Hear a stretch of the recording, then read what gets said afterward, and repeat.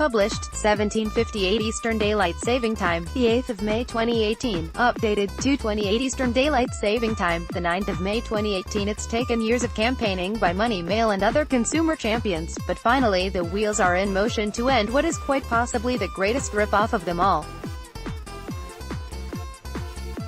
As we reveal here, some plucky customers are winning payouts when they complain to the ombudsman that their car or home insurance has been hiked unfairly and without good reason. Today, I urge anyone who hasn't switched their cover for several years to 1. Shop around immediately, because I can almost guarantee you are being ripped off. 2. Once you've got a cheap quote, write to your old insurer and the ombudsman. Use our template letter, demanding a refund.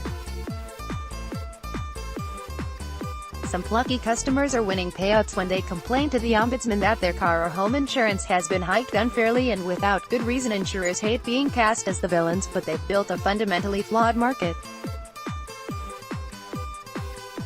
To attract new customers, they have to offer such low premiums in the first year that they hardly make a profit. To then make you a profitable customer, the firm must crank up prices almost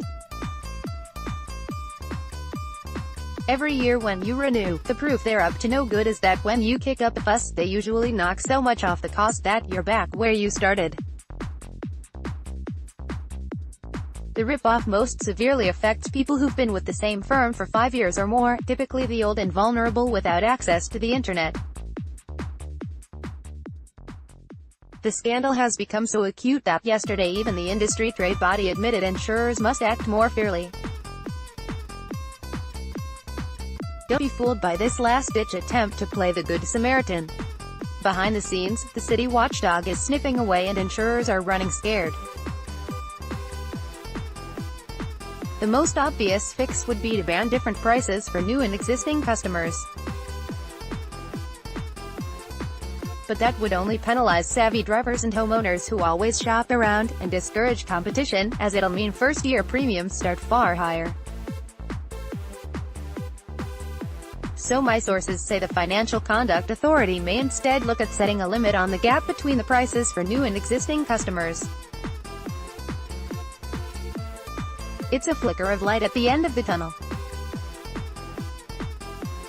Post office ogres of all the companies Money Mail readers have highlighted for penalizing the elderly, the post office deserves the most flack. Its bosses know full well that a vast chunk of the 3.8 million over 65s who don't have access to the internet are its customers.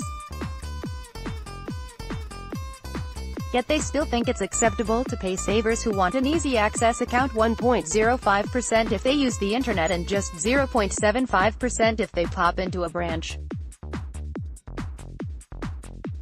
That 0.3 percentage point difference is worth £135 a year to a pensioner with the average £45,000 balance in savings.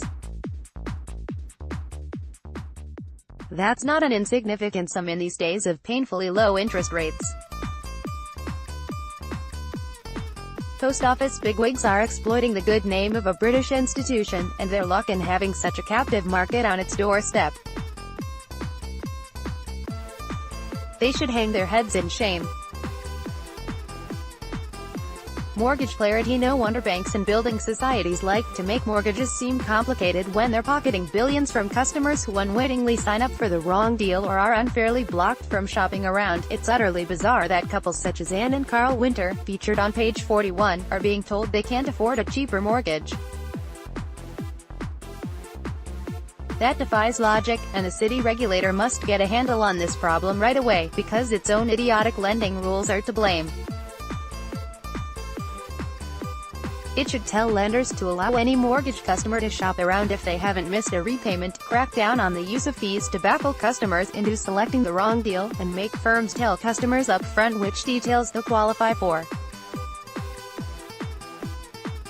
One thing we can all do is make a note of when our mortgage deals come to an end. You can reserve a new one 6 months before your loan expires. Making sure you don't overshoot the maturity date, and roll onto your lender's expensive standard deal, can make you £1,000 better off, the FCA says. That's not bad for 30 seconds of scribbling in your diary. d.hyde@dailymail.co.uk